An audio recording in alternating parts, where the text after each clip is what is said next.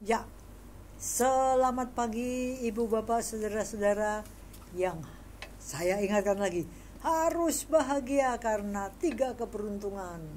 1, harus bahagia karena beruntung terlahir sebagai manusia.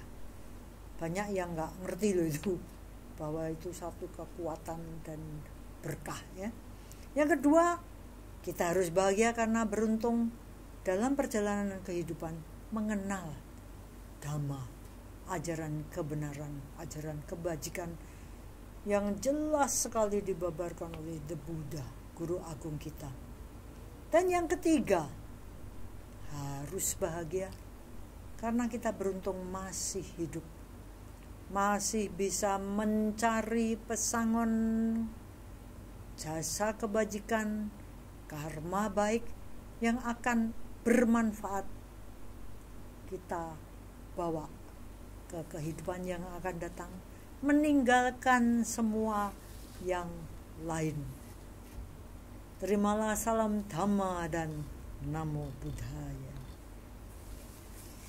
Ibu bapak saudara-saudara, kita sampai di akhir September 2022, dan kalau bulan lalu kita kaitkan acara Dhammadesana akhir bulan dengan kemerdekaan Indonesia, kali ini kita bincang-bincang untuk urusan sesuatu yang amat berbeda, yaitu hal yang mengingatkan kita pada pahitnya satu peristiwa di bulan September, yaitu G30S.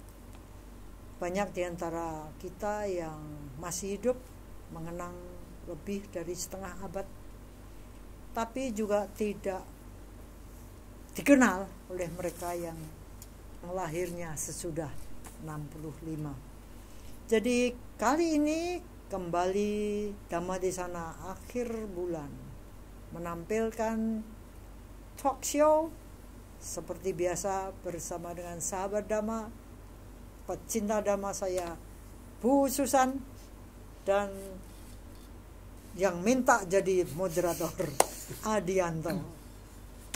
Ya, ini saya mau pamer dulu nih. Adi ini punya kaos yang sama-sama kuning, tapi ada yang menarik.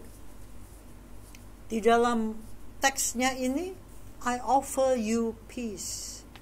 Demikian kata Mahatma Gandhi, aku menawarkan engkau kedamaian. I offer you love.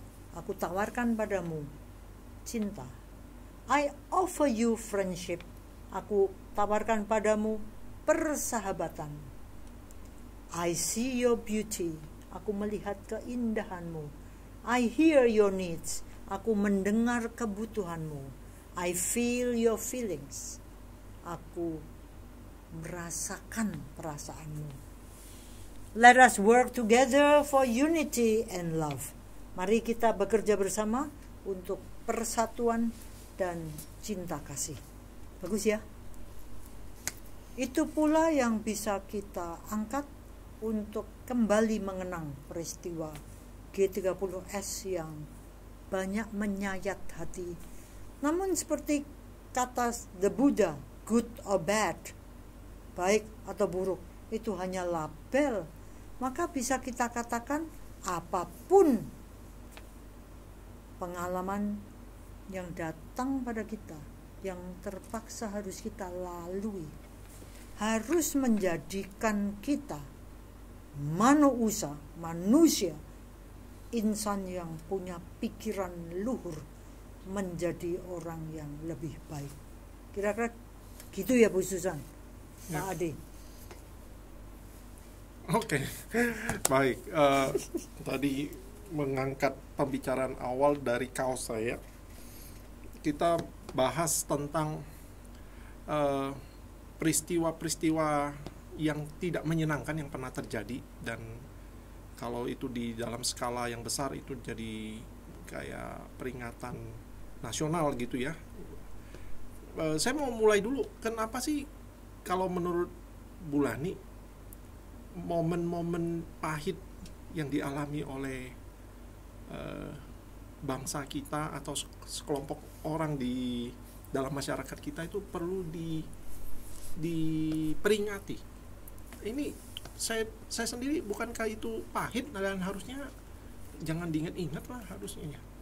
Ya, kalau dibicarakan tentang diingat, itu otomatis bagi yang mengalami itu pasti mengingat.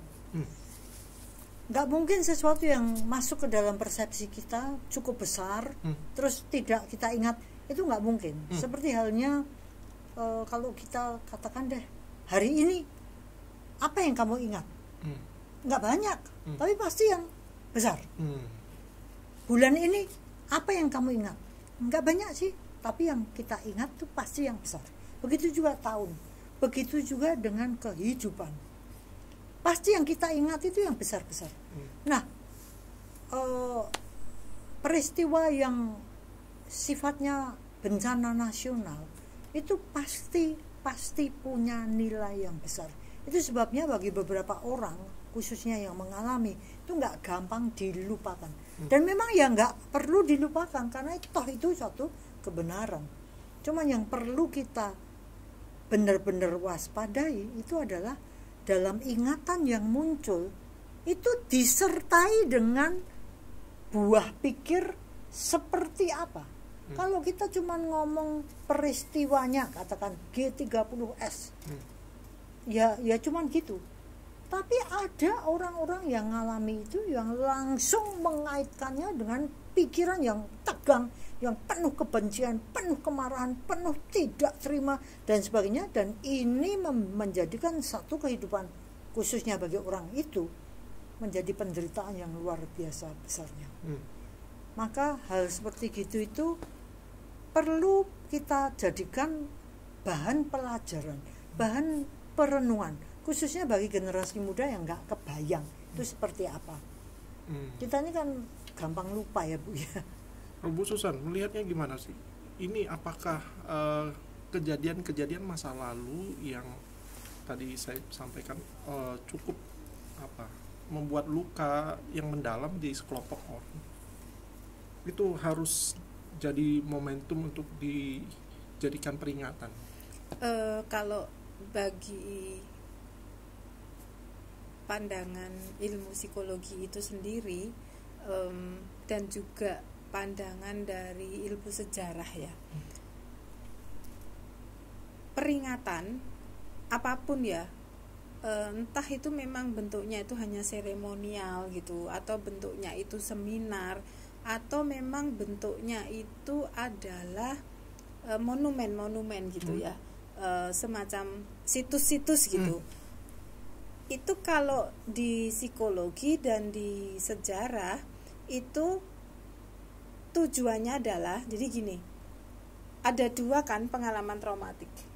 Pengalaman traumatik itu ketika kita dijajah, itu kan berarti yang salah itu negara lain gitu, menjajah kita gitu. Kayak di Jepang itu kan perang nih, lalu dibom kan, Hiroshima Nagasaki. Itu kan kesalahannya bukan di bangsa Jepangnya, tapi perang dunia itu menyebabkan hancurnya Jepang saat itu gitu. Atau negara kita sendiri itu melakukan kesalahan, melanggar kemanusiaan.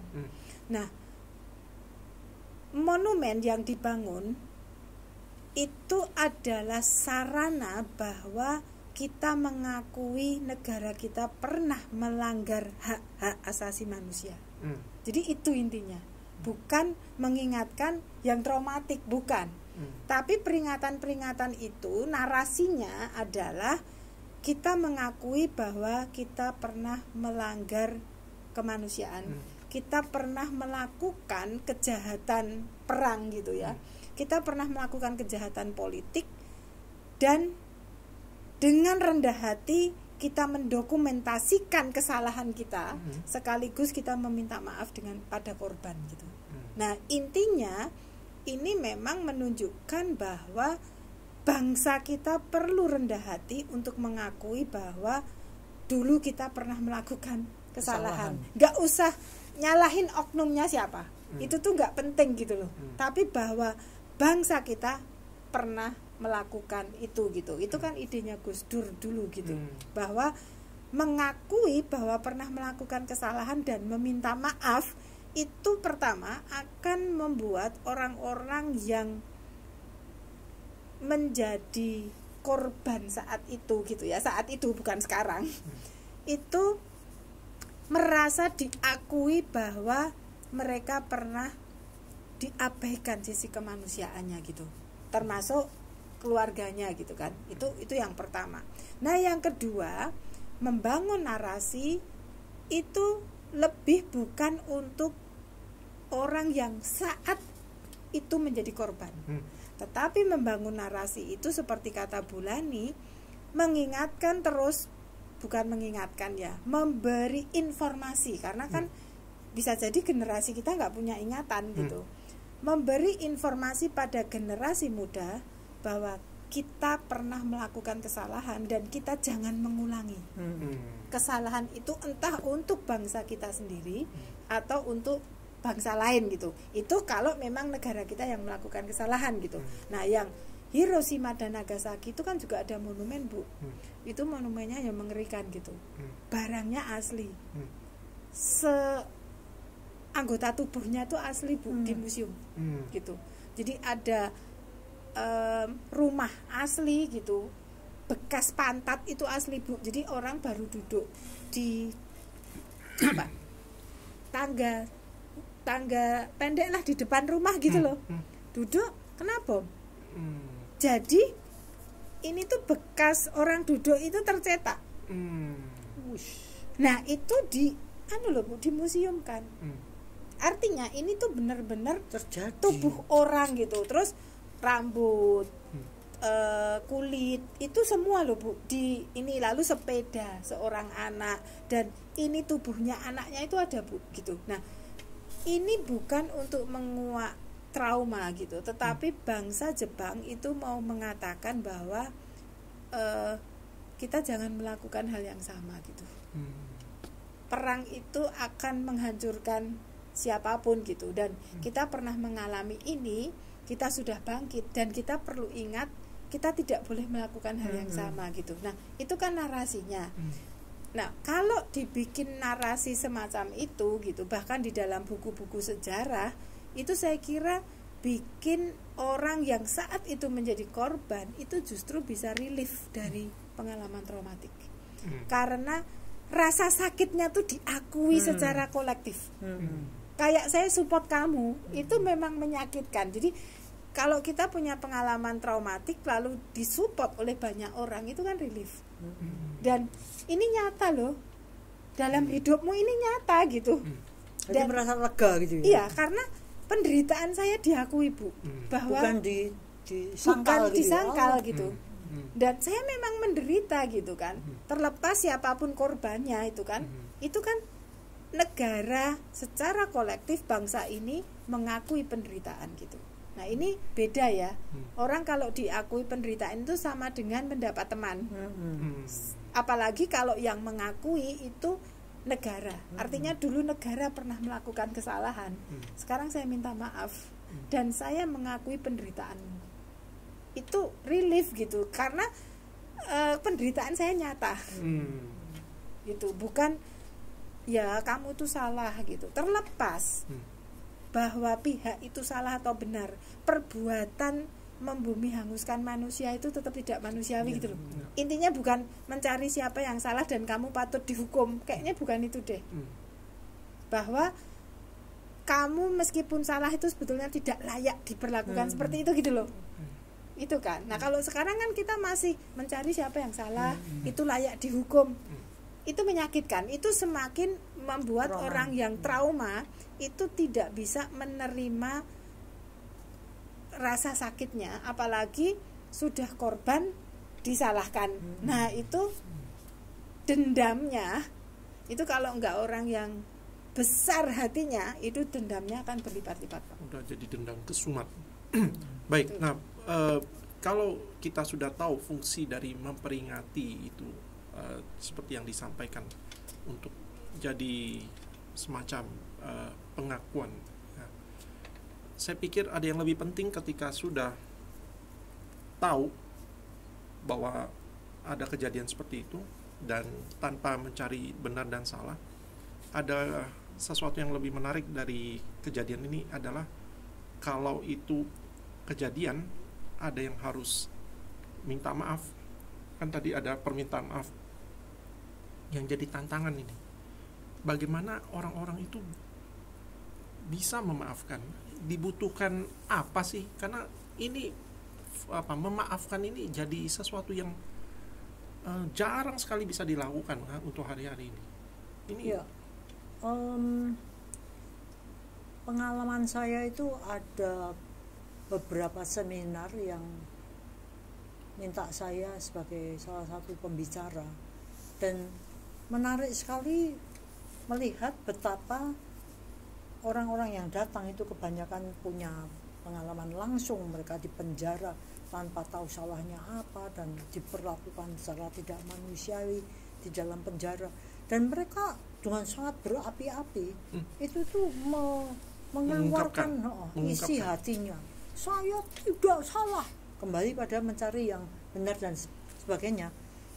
Sampai akhirnya saya itu merasa kasihan banget sama mereka gitu. Mereka itu sudah umurnya udah 70-an waktu itu. Lah sekarang sudah 50 tahun berlalu.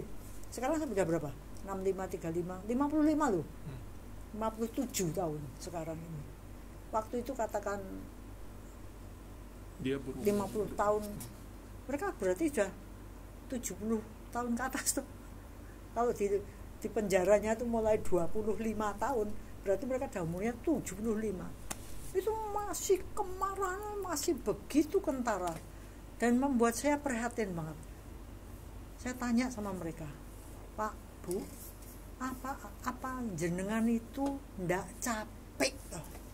Marah, dendam kayak gitu tuh apa enggak menderita? Ya tapi kan saya enggak salah. Ya saya enggak ngomongkan salah atau enggak salah. Pasti Bapak tuh enggak salah lah. Oh, enggak ada pengadilan.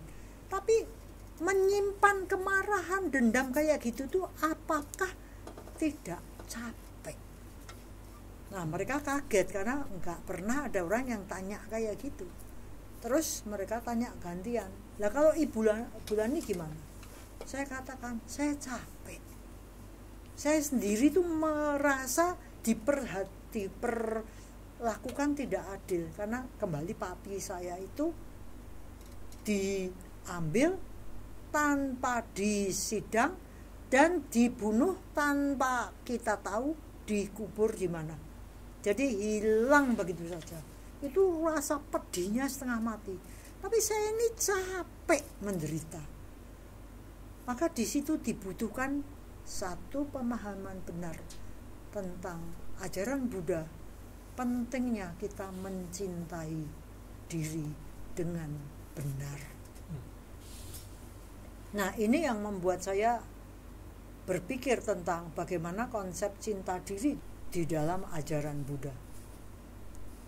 Satu hal yang menarik adalah kisah tentang Raja Pasenadi. Raja Pasenadi ini dengan permaisurinya itu termasuk penopang Sang Buddha yang cukup besar ya, terkenal sekali. Nah, mereka juga meditator yang sangat tekun gitu. Suatu ketika Raja Pasenadi itu tanya sama istrinya, coba jawab pertanyaanku, jujur deh ya, jujur. Siapa orang yang paling kamu cintai dalam kehidupan ini? Bayangkan ya posisi raja permaisuri. Perempuan itu kan tetap second class citizen gitu ya, orang kedua. So, si istrinya menjawab dengan sangat hati-hati, ya aku mau jawab itu tapi janji kamu gak boleh marah. Ceritanya kayak gitu. Enggak, aku gak marah deh, tapi jawab dengan jujur. Istrinya ngomong, aku sudah bertanya pertanyaan itu, mencari jawaban pertanyaan itu dalam meditasiku, dalam perenunganku, dan aku sampai pada satu jawaban yang aku paling cintai dalam kehidupan ini adalah diriku sendiri. Raja Pasenadi ngomongnya sadu, sadu. Well said. Kamu katakan dengan baik, bagus, benar. Terus Raja Pasenadi juga pengakuan, saya pun sudah menanyakan pertanyaan itu, mencari jawabannya, dan dalam meditasiku serta perenunganku, aku mencapai jawaban yang paling aku cintai dalam kehidupan ini adalah aku sendiri. Jadi sama. Maka mereka berdua kemudian menghadap Sang Buddha, menceritakan, ini pertanyaan ini jawaban kok saya nemunya kayak gini. Dan Sang Buddha mengatakan sadu, sadu. Jadi karena itu Sang Buddha menerangkan, kamu ngerti ya, setiap manusia itu paling berharga itu dirinya sendiri. Jadi kamu jangan sampai menyakiti orang lain, karena bagi orang lain itu dia berharga banget. Kamu kan juga tidak suka atau disakiti, karena bagi kamu berharga banget kehidupan ini. Maka jangan menyakiti. Bagus ya. Jadi kalau kita mencintai secara benar, itu munculnya itu karma baik, pikiran baik untuk menuju pada keluhuran yang tinggi. Jadi tidak akan menciptakan perilaku karma yang menyakiti diri sendiri. Nggak akan ada perang, karena kalau tapi sulit ya Bu dipahami secara awam gitu. Karena kalau saya mencintai diriku sendiri, kenapa saya bisa, kalau menurut The Buddha tadi kan, karena kalau kamu itu merasa dirimu itu paling berharga, kamu itu akan bisa menghargai orang lain karena orang lain juga menganggap dirinya berharga. Nah, itu tuh menurut saya sulit dipahami secara awam, karena biasanya kalau orang itu merasa dirinya berharga, mencintai dirinya itu melebihi dari orang lain misalnya, karena siapa yang paling gitu kan Bu, itu biasanya jadi kondisi mental kita itu mengatakan tak ada yang berharga selain diriku sendiri. Bisa masuk ke jebakan itu ya? Tidak ada yang patut dicintai selain diriku sendiri. Nah, itu kan entitlement, self entitlement itu kan itu Bu. Gak ada yang berharga selain diriku sendiri, tidak ada yang layak untuk dicintai itu selain diriku sendiri. Nah, self entitlement ini bikin orang itu jadi bahkan ketika tidak disakiti pun bisa merasa disakiti. Bahkan ketika orang itu nggak berbuat salah pada kita, kita itu merasa dijahatin dan saya layak untuk tidak memaafkan. Nah, ini agak sulit dipahami oleh anak zaman sekarang ya, Bu. Makanya kan kita mengatakan cinta, itu kan konsep cinta yang sekarang ada. Itu kan bukan cintanya The Buddha, karena cinta yang The Buddha itu kan meta, bukan ego, bukan atta, bukan pentingnya diriku sendiri, bukan. Itu kan meta karuna. Itu sebabnya kita bisa menghargai yang lain karena tahu ini pun berharga. Lain ya, kalau kita kan enggak, aku berharga, sikat pokoknya aku yang paling penting. Kan di situ bukan seperti itu. Itu sebabnya Sang Buddha itu menerangkan hal yang sangat menarik bagi saya, itu mengatakan gini, kamu jangan memperlakukan dirimu seperti musuh, perlakukan dirimu seperti sahabat. Menarik ya? Maksudnya gimana? Kalau kamu terhadap sahabat, kamu kan maunya yang terbaik untuk sahabatmu. Kalau kamu sama musuh, maunya dia itu paling jelek, sengsara dan sebagainya. Kalau sahabat kan maunya kebahagiaan. Nah, kamu perlakukanlah dirimu sebagai sahabat. Maksudnya perlakukanlah dirimu sebagai sahabat. Jadi jangan mencelakakan dirimu. Kalau kita kan enggak ngerti bahwa yang dimaksud kita adalah meta karuna. Karena kalau saya memperlakukan diriku sebagai sahabat, saya enggak akan nyontek loh Bu, karena itu merendahkan saya. Saya enggak akan selingkuh loh, karena itu merendahkan saya. Saya nggak akan membunuh, saya nggak akan berzina, mencuri, Berbohong. membunuh, mencuri, berzina, berbohong, mabuk-mabukan. Karena kalau saya melakukan itu, berarti saya tidak mencintai diriku sendiri. Kalau saya, ibaratnya kebalikannya, saya membunuh, saya mencuri, saya asusila, saya berbohong, saya mabuk-mabukan, berarti saya memperlakukan diriku sendiri seperti seorang musuh. Bagus itu. Wah, itu memang sulit karena agak berlawanan dengan yang kita ngomong I love you atau aku mau semua untuk aku karena aku cinta, paling cinta pada diriku, kamu nggak usah dapat. Ini kan enggak, ini kan saite edeng ini. Sama. Nah itu kalau dikaitkan pertanyaan Pak Adi tadi ya Bu, terus kok nggak dendam? Kan layak toh sebetulnya dendam, memang dia disakiti. Nah itu kok bisa Bu, cinta diri itu nggak bikin dendam? Nggak bikin dendam karena kalau saya nih dendam, saya akan menyiksa diri saya sendiri. Berarti kan saya memperlakukan diri saya seperti musuh. Kalau saya bikin diri saya untuk let go, melepas, memberi maaf, memberi ampun, saya sendiri kan lega. Tubuh saya pun sehat. Tekanan darah nggak naik, wajah ronanya cantik, jelita elok rupawan karena pikiran saya tentram, damai. Jadi saya memperlakukan diri saya sebagai sahabat. Saya nggak akan melakukan hal-hal yang jelek. Saya nggak akan melakukan karma buruk karena buahnya nanti kan datang ke saya. Lah kalau saya melakukan karma buruk, buahnya datang ke saya, berarti kan saya mencelakai diri saya sendiri. Berarti saya memperlakukan diri saya sebagai seorang musuh. Wah, itu membuat saya mikir, Bu. Wah, berarti kalau caranya kayak gini nggak bener nih. Nah, mulai cari yang namanya cinta diri kayak apa. Lain dengan cinta dirinya orang egois yang atanya besar. Bukan, cinta diri yang benar justru bukan main ata, tapi main meta karuna. Kan yang ngetren sekarang nih kondisi anak-anak muda zaman sekarang itu kan entitlement-nya tinggi Bu. Jadi merasa istimewa, merasa spesial. Ya itu kan gitu. Ata toh. Itu kan mainnya ngaku. Tapi saya mau menghubungkan tadi sebelum kita lanjut dendam. Pertanyaannya Bu Susan malah saya mau ulik-ulik lagi.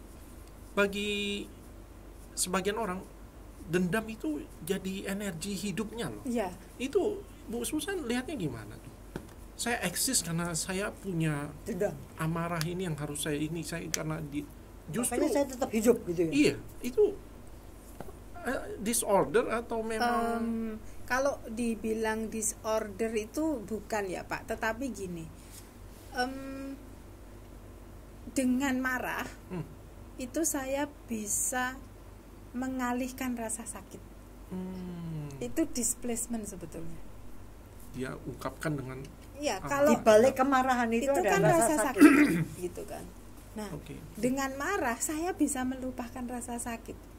Karena saya pindah dalam bentuk kemarahan. Dan makanya itu dia pelihara dan itu jadi nggak depresi kan. Karena marah gitu.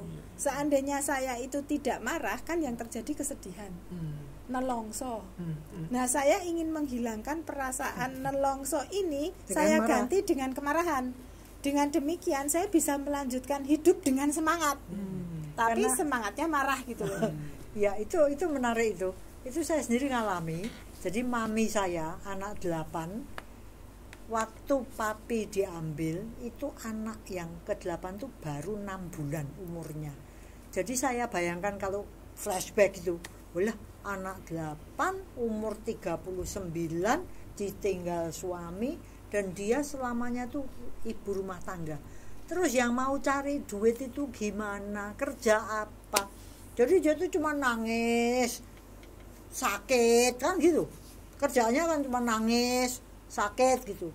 Itu yang menyebabkan saya terpaksa jadi pejuang karena harus menghidupi keluarga saya, tidak ada lagi. Tapi kemudian dia marah.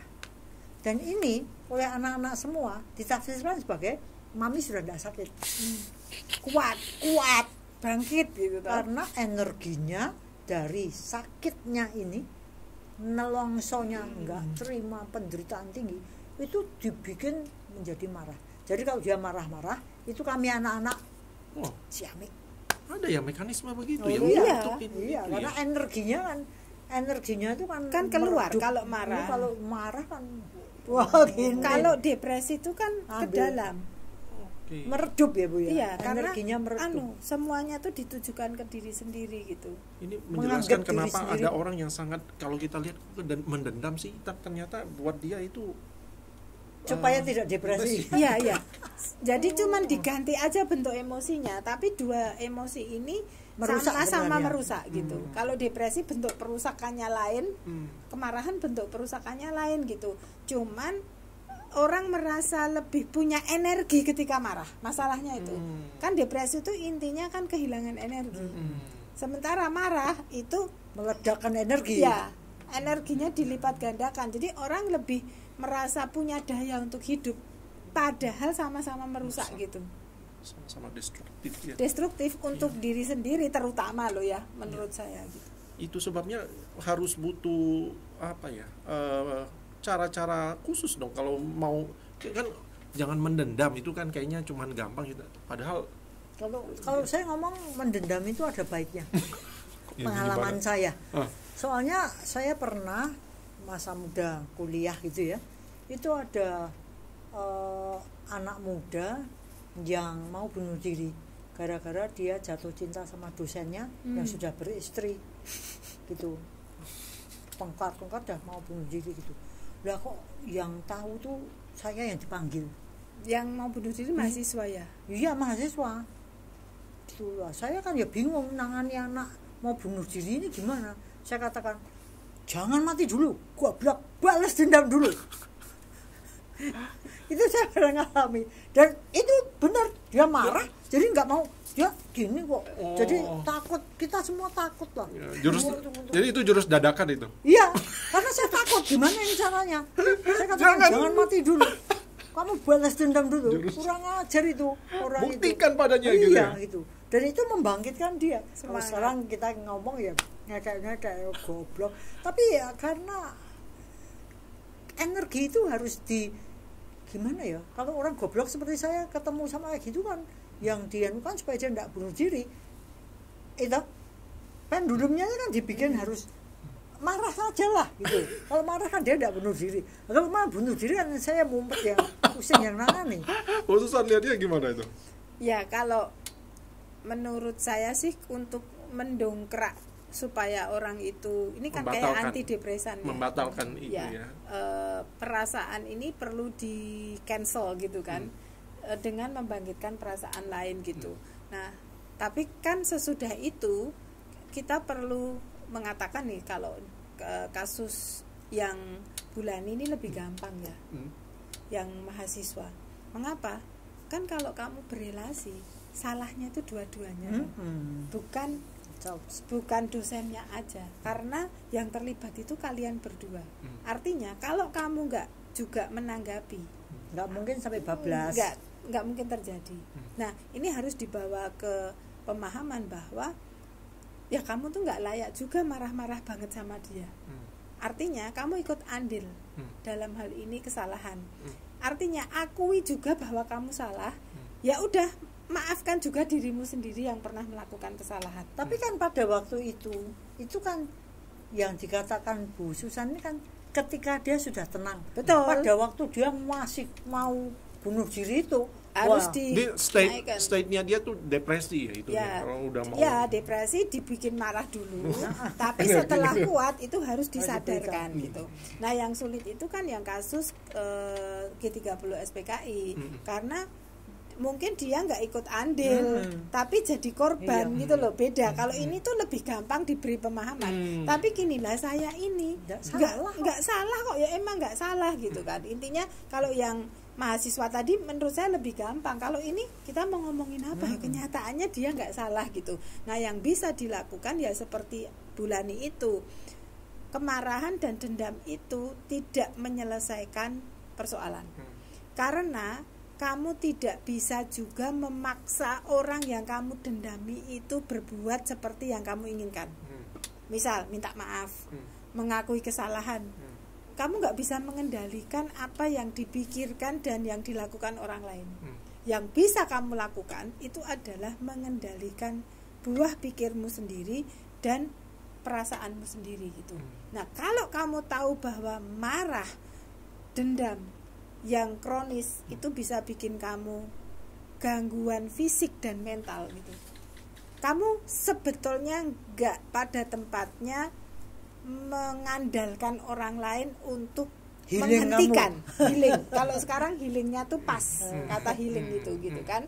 Nah, lalu yang seperti Bulani katakan itu bahwa kalau kamu memang mencintai dirimu sendiri, sembuhkanlah dirimu sendiri gitu. Jangan mengandalkan orang lain untuk menyembuhkan gitu kan. Itu self love-nya itu harus diarahkan ke sana gitu, Pak. Oke.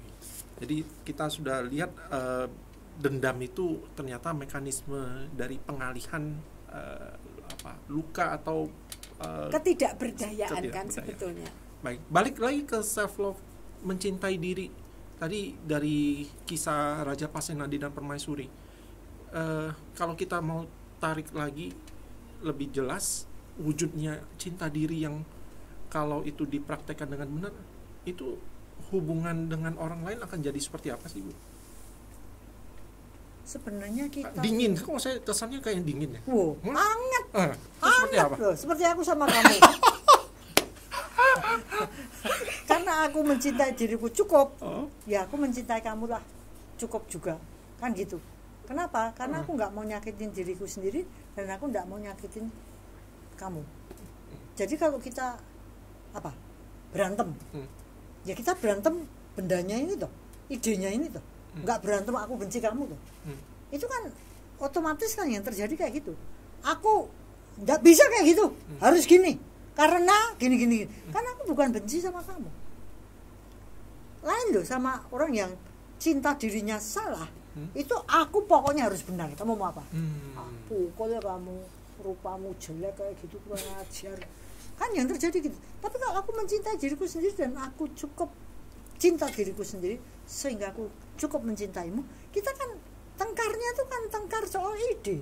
Habis itu selesai, oh iya benar, kamu yang benar, aku salah, selesai, yuk kita jajan, yuk kita makan. Nggak ada masalah sama sekali karena kita saling mencintai cukup gitu. Hubungannya jadi akan terjadi seperti itu. Loh ya, akan sangat hangat karena ya sudah, aku mencintai diriku sendiri cukup. I love you enough, I love me enough. Itu kan jadi lain. I love myself enough, not to hurt you gitu. Aku mencintai diriku cukup sehingga aku tuh enggak menyakiti kamu. Karena menyakiti kamu itu karma buruk. Nanti buahnya matilah aku dalam damai. Aku enggak mau. Jadi mendingan kita sama-sama baikan aja kan gitu ya. Kalau Bu Susan lihatnya gimana? Ya kalau di psikologi itu lebih gini Pak. Kalau tadi kan penjelasan kalau saya benci orang itu sama aja saya melakukan karma buruk gitu. Itu artinya saya tidak mencintai diri saya sendiri karena karma buruk itu yang menuai kan saya gitu. Nah kalau di psikologi itu mencintai diri itu lebih gini. Kalau saya bisa menghargai diri saya sendiri sepenuhnya, saya bisa mencintai diri saya sendiri sepenuhnya, saya bisa menyayangi diri saya sendiri sepenuhnya, saya tidak akan berharap untuk mendapatkan itu dari orang-orang di luar diri saya. Jadi kesannya independen banget nih. Artinya tidak berharap tuh saya tidak menggantungkan untuk bisa mencintai diri itu melalui pengakuan orang lain gitu. Bahkan ketika saya ditolak orang lain pun ya kan kamu yang menolak saya, ya itu hakmu untuk menolak saya. Tetapi saya itu sayang pada diri saya sendiri sehingga meskipun ditolak oleh orang lain itu menyakitkan, tetapi saya tidak ingin menambah rasa sakit itu dengan merasa tidak berguna dalam hidup gitu. Itu satu. Nah, kalau Pak Adi mengatakan lalu bagaimana relasi dengan orang lain, itu artinya saya tidak menuntut orang lain itu untuk menghormati dan mencintai saya. Kalau saya sudah menuntut orang, itu efeknya nggak respect. Kan saya memaksa nih. Saya tidak akan memperlakukan orang lain itu sebagai orang yang layak dihargai, orang yang layak dicintai, dan orang yang layak juga mencintai dirinya sendiri. Itu intinya, saya itu memaksa Pak Adi untuk menjadi objek pemenuhan kebutuhan saya akan kasih sayang, sehingga saya jadi lupa bahwa Pak Adi itu butuh dihargai. Misal nih, Pak Adi kelihatan gak memenuhi harapan saya, kan saya bisa maki-maki Pak Adi, saya bisa marah sama Bulani, itu kan artinya lalu saya gak respect ke orang lain. Kalau misalnya Pak Adi itu menolak saya, bisa kan emang Pak Adi itu gak suka saya, itu saya bisa fitnah lah, bisa ini, bisa bikin gosip, bikin rumor untuk menjatuhkan Pak Adi gitu. Nah, itu karena saya tidak bisa cukup mencintai diri, saya butuh Pak Adi. Lalu ketika saya tidak berharga, saya menyalahkan orang-orang sebagai objek pemuas saya gitu loh Pak. Itu di psikologi ya, terlepas dari karma buruk atau baik. Blaming tadi kan, menyalahkan. Nah, makin jelas nih hubungannya. Ketika cukup mencintai diri sendiri, tidak akan blaming. Dan akhirnya kalau orang itu bertingkah laku atau berbuat sesuatu yang tidak sesuai dengan kita, tadi yang Bulani bilang, kalau kita cukup mencintai diri sendiri, forgiveness, memaafkan mudah. Ya mudah dong, saya nggak mau menderita kok. Loh, saya tuh kalau benci sama lihat Bu Susan apa saya senang tuh. Wajahnya kayak gitu, kalau mandang orang kayak penindas, sinis menindas, penjajah.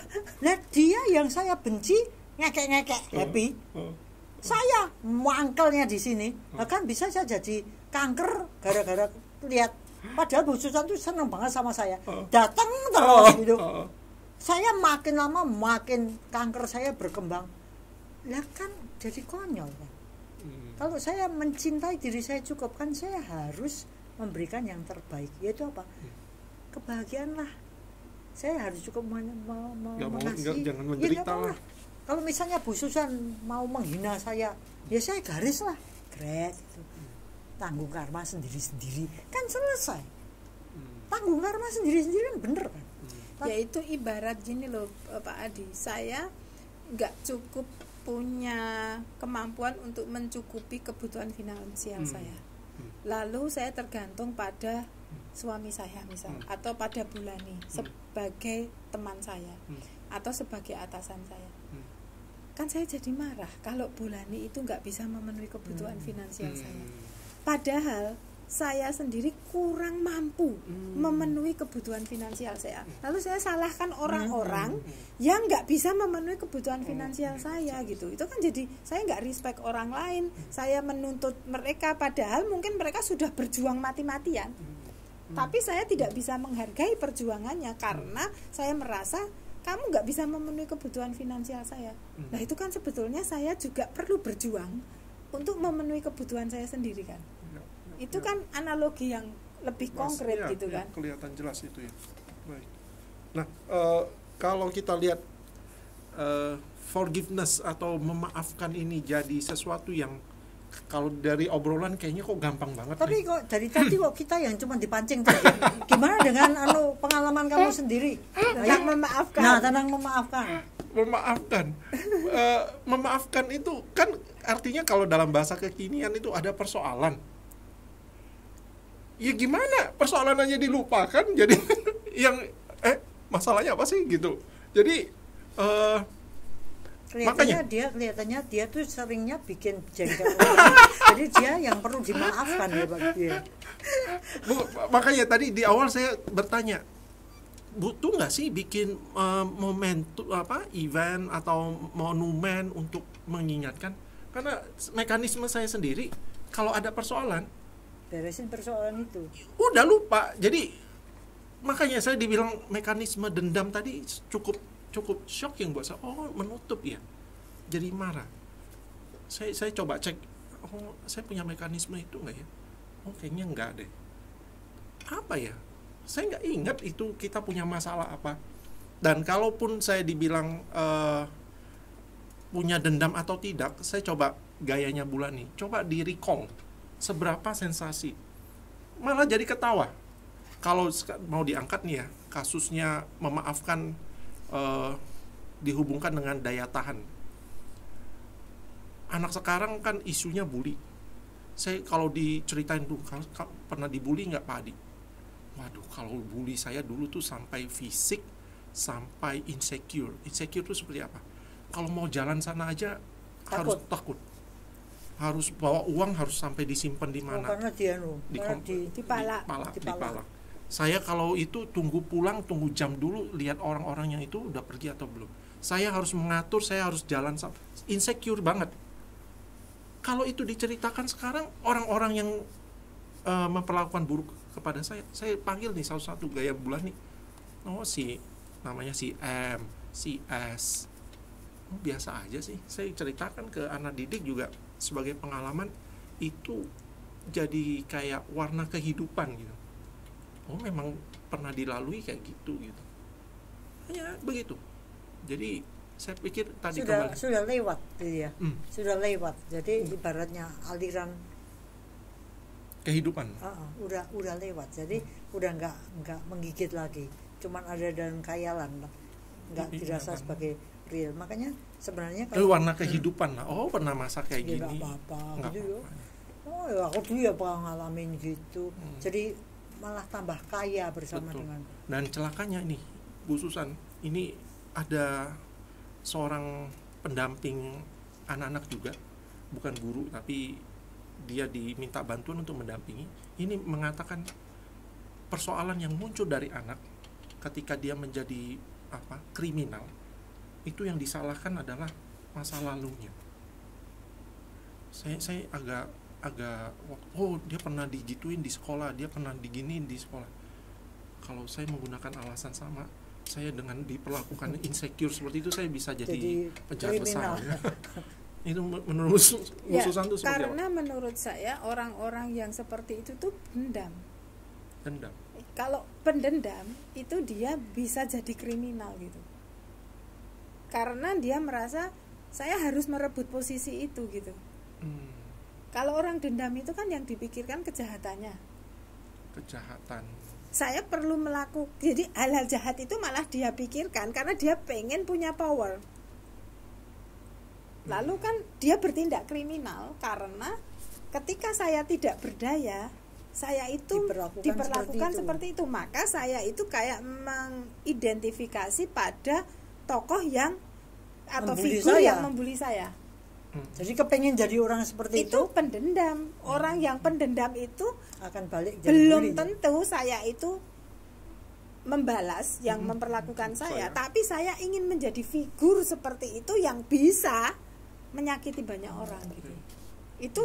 Itu mekanisme dendamnya bisa gitu, Pak. Itu kan kalau dikaitkan dengan Bulani, berarti kan karma buruknya malah bertambah karena saya itu bukan hanya membalas loh. Tapi saya justru melakukan hal-hal serupa atau lebih ngeri pada orang yang pernah membuli saya gitu kan. Nah kalau penjelasan Dhamma kan jadi seperti itu. Apa enggak kamu itu merusak dirimu sendiri dengan melakukan kejahatan? Karena dendam itu tidak selalu Pak, dikembalikan ke orang yang pernah menyakiti. Bisa-bisa yang lain kena korban. Iya, karena saya merasa enak ya ternyata jadi orang yang kuat. Dendamnya itu bisa seperti meskipun itu gitu. Dia tidak nyadarin bahwa yang dia lakukan itu benar-benar karma buruk yang dan kalau menyakiti dia. Orang nggak mengenal Dhamma kan yang nggak pernah berpikir tentang karma dan bisa mencari pembenaran. Saya melakukan ini karena saya dulu pernah disakiti, gitu kan. Itu kayak apa salahnya saya sekarang menjadi kuat seperti orang yang pernah menyakiti saya gitu. Kok dia boleh saya nggak boleh? Kan selalu mencari pembenaran diri. Jadi dendam itu efeknya bukan hanya merusak diri dalam arti secara emosional, tetapi merusak orang lain dengan perbuatan kita gitu kan. Dan dia tidak merasa itu bersalah ya. Iya, karena membenarkan Iya, gitu loh. pembenaran.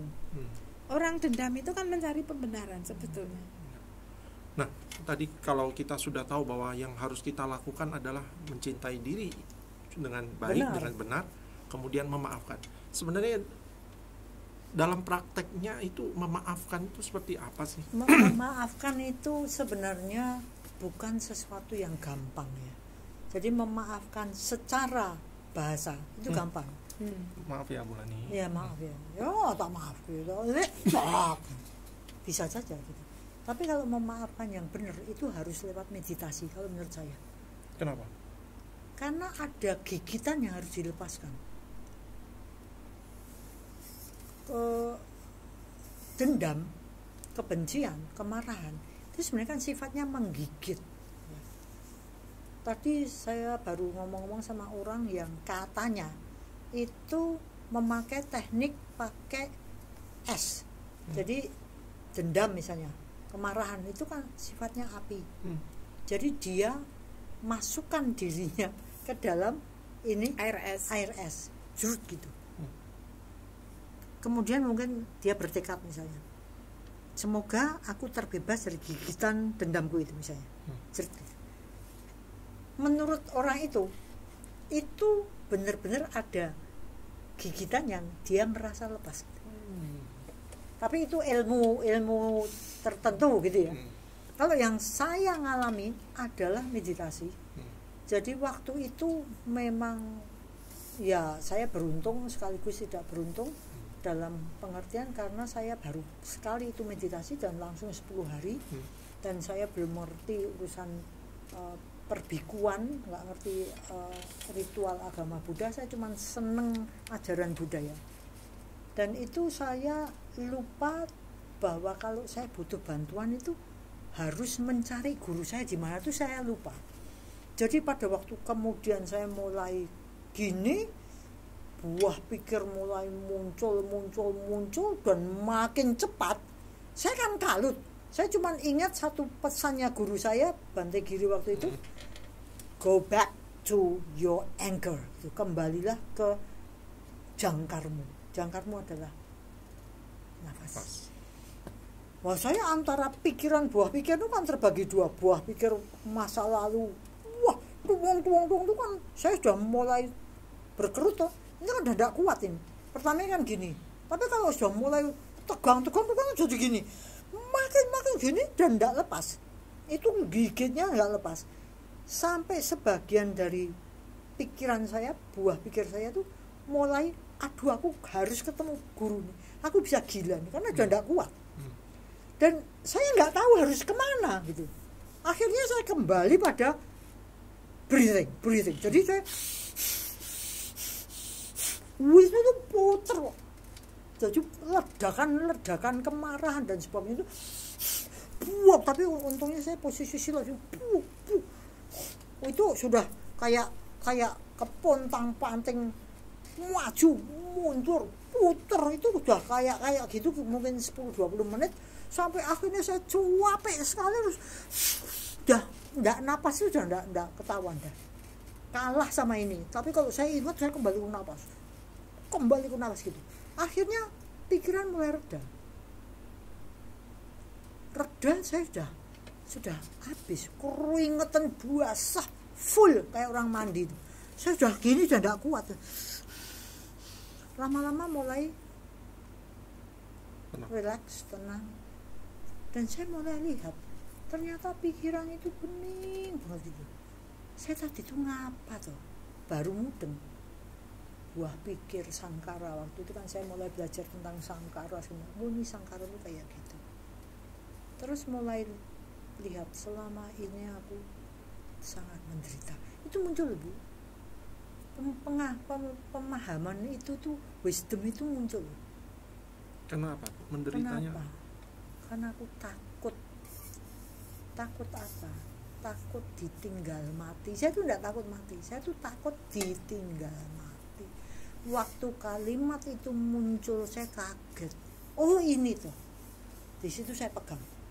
berarti aku takut ditinggal mati karena papi kan dibunuh. Tapi saya untungnya itu sadar ada pikiran ini, kamu akan ditinggal mati dan meninggalkan mati, siapapun juga akan mati. Lah itu terus orang-orang saya ambil satu-satu, iki ya akan mati, Bu Susan iya mati, Adi ya mati, aku pun akan mati. Begitu itu selesai, saya sudah habis, saya hampir tertidur gini karena sudah ndak kuat, tubuhnya sudah ndak kuat, tapi pikiran bening. Nah itu yang terjadi pelepasan. Buktinya apa? Sesudah itu saya kan takut banget yang namanya meditasi. Wih, bisa edan loh. Makanya harus penting sekali. Saya tuh merasa aku ini baru lepas dari lubang jarum. Kurang dikit saya aku gila nih. Untung enggak gila. Jadi waktu kemudian besok datang lagi ya tahun depan. Enggak. Udah satu kali aja udah mau gila, besok sekali lagi gila beneran. Di rumah saya ternyata enggak takut. Jadi terhadap gelap itu tuh saya enggak takut. Sebelumnya? Wah ya, saya berkawan sama suara saya sendiri dong, tutup pintu segala macam tuh saya gitu. Ketemu sama orang yang dulu mau tak bunuh beneran, dendam saya sampai gitu. Lah waktu saya melihat loh, kok saya enggak siul, saya kaget loh, something has changed gitu. Saya lihat loh, kok enggak ada ketakutan ya, kaget saya. Jadi meditasi itu bisa, tapi kembali kita harus punya tumpukan, kalau enggak ya gila tenan. Terus saya mulai agak lebih gila, orang-orang yang saya benci saya jumpai dulu. Itu yang mencelakakan aku, saya datang itu, saya giniin, enggak ada tuh di sini bencinya. Orangnya yang didatangi takut. Itu waktu itu saya kaget. Oh berarti ajaran Budanya benar-benar itu bisa hilang benar, nggak gigit itu. Ini hilang benar. Tapi kalau kita nggak mau hilang, berarti kan makin lama makin digenggam gini. Apa yang muncul ketika berhadapan sama orang yang dulu nggak ada apa-apa. Ya kayak saya nemuin Bu Susan gini loh. Diajak ngobrol biasa aja. Enggak. Cuma dilihat. Cuma dilihat dari jauh gitu.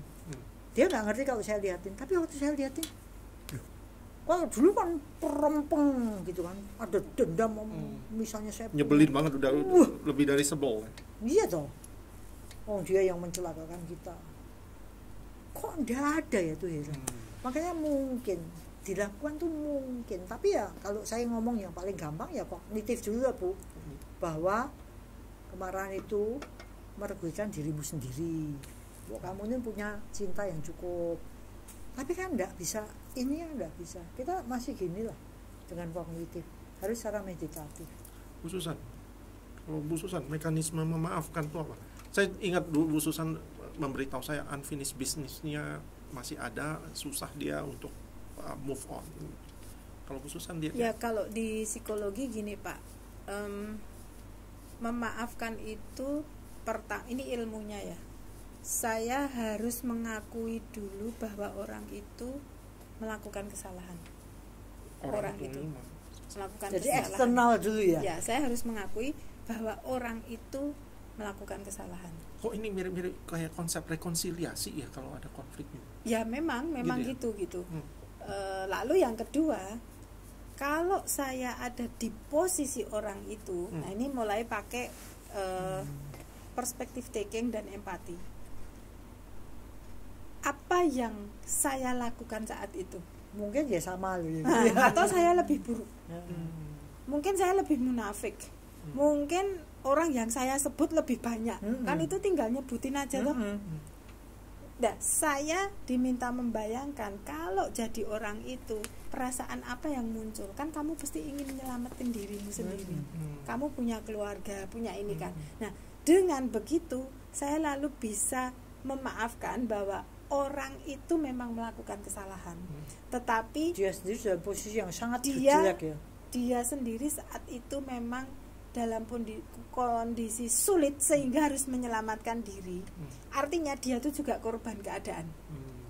Nah, sehingga ya saya nggak perlu marah dengan orang yang sebetulnya dia itu menjadi korban keadaan dan pilihan hidupnya lebih buruk dari saya. Kan pilihan hidup dia lebih buruk. Karena kalau dia bisa berpikir dengan cara lain, kalau aku di posisi kamu, aku tidak akan melakukan itu. Nah, kan, kalau aku tidak melakukan itu, kamu dibunuh. Enggak, berarti pilihan hidupmu itu lebih baik. Artinya sebetulnya kamu lebih beruntung. Ya. Dimasukkan ke situ ya. Kamu lebih mulia. Iya kan? Ya. Nah, kenapa kamu nggak kasihan sama orang itu yang orangnya nggak kuat, tapi justru dia itu mengalami semacam tekanan macam itu sehingga dia berbuat salah. Artinya welas asihnya itu ditumbuhkan gitu loh. Apa nggak sebetulnya kamu lebih beruntung karena kamu punya pikiran mulia. Yang lurus. Nah, lalu itu sih. Lalu dibalik juga, kalau seandainya kamu itu kebetulan seandainya melakukan hal yang sama, ada perasaan bersalah nggak pada dirimu? Pasti ada lah ya. Nah, terus kalau kamu nggak dimaafkan, piye rasanya? Kamu punya rasa bersalah, tapi orang itu tidak pernah mau memaafkan kamu. Artinya kita harus melihat ada rasa sakit juga loh pada pelaku. Jadi itu betul-betul dibimbing untuk direfleksikan ke dalam itu ya. Harus ini perspektif taking, harus lihat. Saya juga harus punya empati pada orang yang melakukan kejahatan gitu loh. Bukan empati dan mentolerir, tapi kenapa orang itu melakukan itu gitu. Kita bisa memahami. Ya, dan kalau kamu pada posisi orang itu dan kamu merasa bersalah, kalau normal kan mesti merasa bersalah, tapi kamu nggak pernah dimaafkan. Kasihan juga. Iya kan? Yang dibangkitkan adalah karuna ya. Iya kan? Kan Ibu lihat juga itu para pelaku itu kan merasa bersalah. Betul. Itu kan penderitaannya lebih besar dari kita yang disakiti ya. Iya. Itu harus diomongin. Penderita dia tuh udah dihukum oleh alam. Kan kalau kamu sakit hati, tapi kan kamu nggak melakukan kesalahan. Tapi dia itu penyesalan seumur hidupnya itu lebih menghantui gitu kan. Betul. Dan di dokumentasi Dede kan itu sampai anak cucunya pun masih menanggung. Iya kan? Kesalahan itu. Kan saya juga merasa malu toh, merasa bersalah. Kok eyangku dulu gini, kok bapak? Eyangku dulu kok nunjukin orang supaya celaka. Iya gitu. kan, itu hukumannya itu bisa Sampai ke generasi berikutnya karena itu harus disadarkan gitu loh. baik. Itu sih. Wow, keren ya. Jadi kita belajar bagaimana memaafkan sangat penting dalam kehidupan kita, dan kita belajar mencintai diri dengan benar, itu jadi satu jalan yang terbaik untuk kita bisa memaafkan. Kemudian menumbuhkan empati untuk mekanisme memaafkan, dan meditasi untuk bisa lihat insight ke dalam. Jadi luar biasa Bu Lani. Ya, satu lagi mungkin yang bisa menutup ini adalah jangan lupa kehidupan tidak hanya sekali ini. Kalau kita tidak bisa menyelesaikan masalah ini, kita terlahir di alam mana? Walahu alam. Tapi yang jelas sulit bagi kita untuk terlahir di alam bahagia dengan pikiran yang bahagia. Luar biasa, terima kasih Bu Susan, terima kasih Pak Adi. Demikianlah Ibu Bapak Saudara-saudara, bincang-bincang Dhamma pada akhir bulan September ini.